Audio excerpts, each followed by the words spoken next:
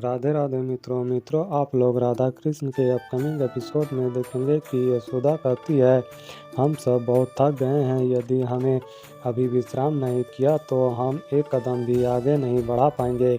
यदि तुम हमारे लिए नहीं रुक सकते हो तो ठीक है, तुम अकेले मंदिर चल जाओ, हम सब यहीं से वृंदावन लौट जाएंगे। तो कृष्ण कहता है, क्षमा कीजिए, किंतु मुझे अकेले ही आना होता तो मैं सबको इतना कष्ट क्यों देता।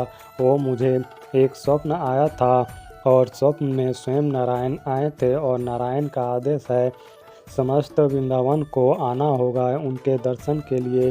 तो बलराम कहता है, हाँ, स्वयं विष्णु क्या आदेश दिए वो भी तो बता दो। तो राधा कहती है, हाँ, उत्तर दो, क्या उन्हें के आदेश पर तुम सभी गाँव वालों को इतनी बड़ी धूप में बिना विश्राम किए बिना चलाए जा रहे हो, आग्रह कर रहे हो, उनसे बताओ, इतना कठोर है तुम्हारे विष्णु। तो कृष्ण कहता है, सृष्टि के पालन हार का हृदय भला कठोर हो सकता है क्या। मेरे नारायण के हृदय में तो केवल प्रेम बसता है। मुझे क्षमा कीजिए, मैं अपने स्वप्न को पूरा करने के लिए मैं आप सबकी थकान को देख ही नहीं पाया। वैसे एक उपाय है, मंदिर के लिए प्रवेश करने से पूर्व वैसे भी हम सबको शुद्ध तो होना ही होगा। तो पहले हम युवा जाते हैं पास के किसी तालाब में और वहाँ से शुद्ध होते हैं।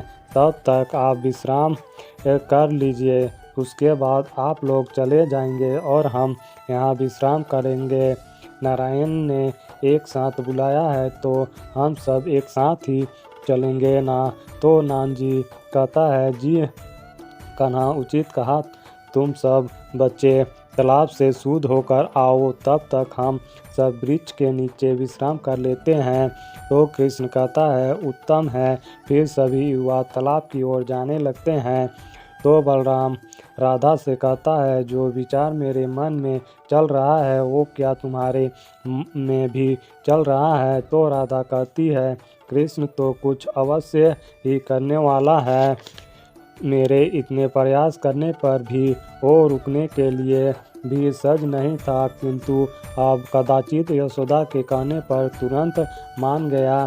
कुछ तो गड़बड़ अवश्य है। तो बलराम राधा से कहता है, चलो चलकर ही देखते हैं। फिर आप लोग आगे देखेंगे कि वसुर कहता है, जाने अनजाने कृष्ण ने मेरा कार्य सरल कर दिया है, सभी वरिष्ठों को स्वयं ही हटा दिया मेरे मार्ग से। अब मैं इन युवाओं का नरम नरम शरीर निगलूंगा और ये वरिष्ठ पूरे संसार में मेरे शौर्य कथा का प्रचार करेंगे।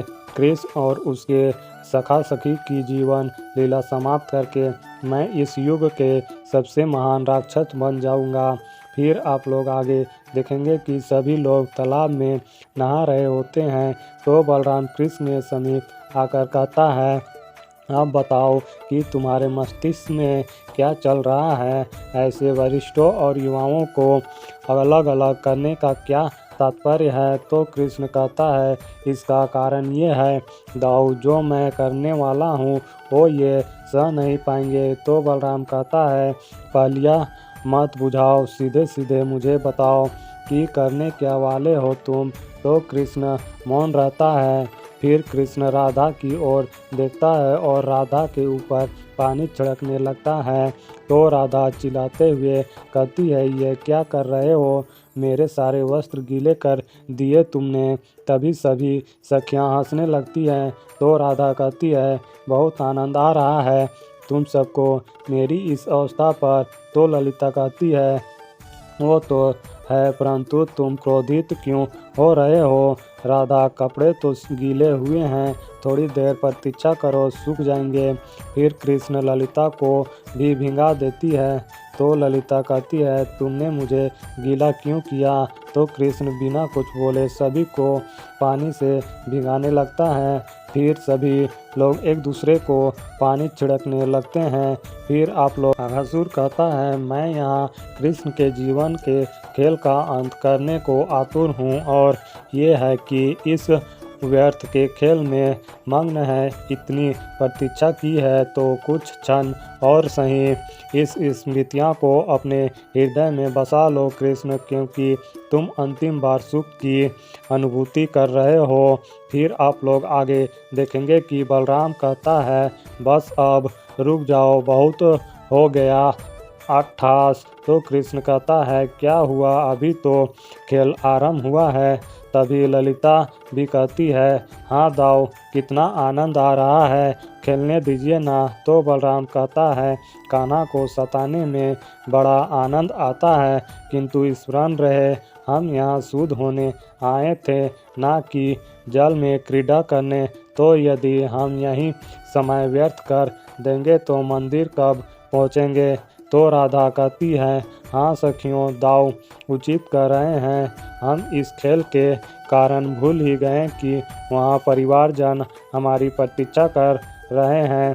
तो ललिता कहती है, परंतु हम तो सिर से पांव तक गीले हो चुके हैं। तो बलराम कहता है, बात तो उचित है कान्हा, ये समस्त खेल तुमने आरंभ किया था, तो अब इस समस्या का हल तुम ही करोगे। तो कृष्ण अघासुर की ओर देखते हुए सभी से कहता है कि वो पर्वत देख रहे हो, हम सब वहाँ चलते हैं।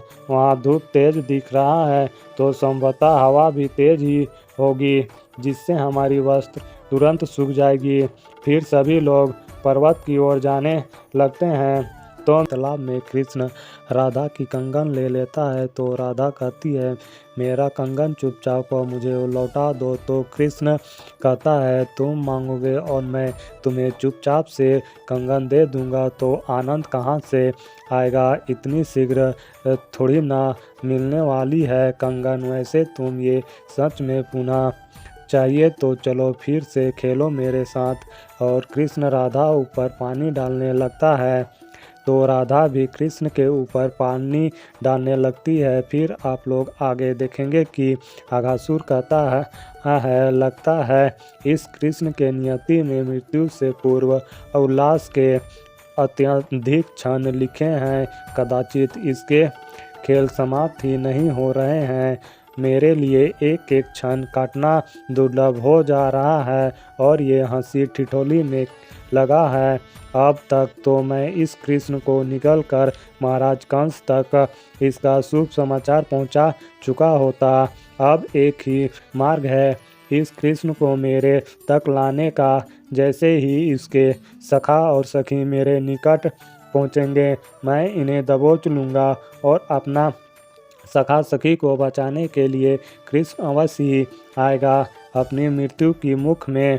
फिर आप लोग आगे देखेंगे कि माता गौरी महादेव से कहती है, ये श्री कृष्ण की कैसी लीला है। ये जानते हुए कि वे अघासुर की ओर जा रहे हैं और अघासुर कृष्ण की प्रतीक्षा में बैठा हुआ है और वो इस क्रीड़ा में लग कर अघासुर को और अधिक प्रतीक्षा करवा रहे हैं। तो महादेव कहते हैं, यही तो मेरे आराध्या की लीला का विशेषता है। गौरी की तब तक उनकी लीला में उनके द्वारा सिखाए गए पाठ का रंग न चढ़ जाए, तब तक लीला अधूरी है। ये लीला भी संसार के लिए एक पाठ है। तो गौरी कहती है, कैसा पाठ महादेव। तो महादेव कहते हैं, आराध्या प्यासे को पानी जल अवश्य पिलाते हैं, परंतु जल पिलाने से पूर्व थोड़ी सी प्रतीक्षा भी करवाते हैं, ताकि जब जल पिलाने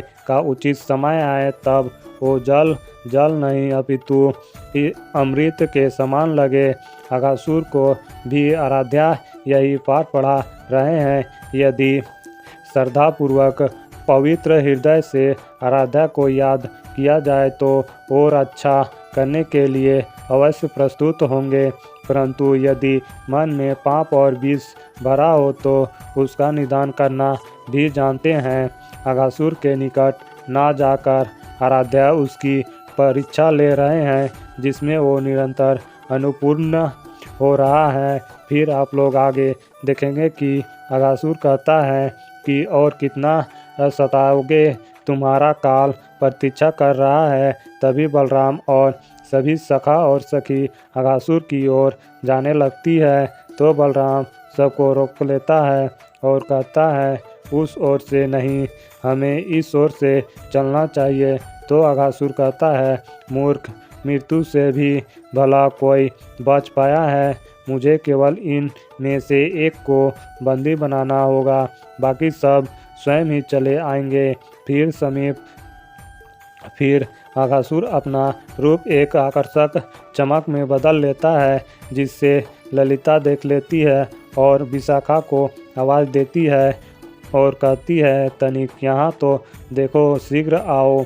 विशाखा, ये रोशनी कैसी प्रतीत होता है, इस गुफा में कुछ तो विशाखा कहती है ये तो किसी मूल्यवान रत्न की भांति चमक रहा है। तो ललिता कहती है यदि सच में ये एक मूल्यवान रत्न की चमक है तो सब कितने प्रसन्न होंगे। तो विशाखा कहती है और सबसे अधिक तो राधा प्रसन्न होगी। यदि ये रत्न हमें प्राप्त हो गया तो हम उसे उपहार में दे देंगे। फिर दोनों अघासुर के मुख में जाने लगते हैं तो बलराम दोनों को देख लेता है और बलराम कहता है ये दोनों किस ओर जा रहे हैं और इस जंगल में अचानक ये गुफा कहाँ से प्रकट हो गया। आज से पूर्व तो कभी नहीं थी यहाँ, कहीं ये अघासुर का कोई माया जाल तो नहीं है। और बलराम ललिता और विशाखा को चिल्लाती हैं और कहते हैं उस ओर मत जाओ, संकट हो सकता है। तभी और अन्य सखी बलराम से कहती है क्या संकट है दाऊ। तो बलराम कहता है तुम सब यहीं रुको, यहाँ से कहीं मत जाना, मैं ललिता और विशाखा को लेकर आता हूँ। फिर बलराम ललिता और विशाखा के पास आता है और कहता है यहाँ जा रहे हो तुम दोनों, मैंने मना किया ना इस दिशा में जाने को, अब चलो मेरे साथ, मुझे यहाँ किसी गहरे संकट का आभास हो रहा है। इधर अन्य सभी लोग बातें करने लगते हैं, कहीं दाव की बात सच तो नहीं, हमें गुफा के भीतर चलना चाहिए।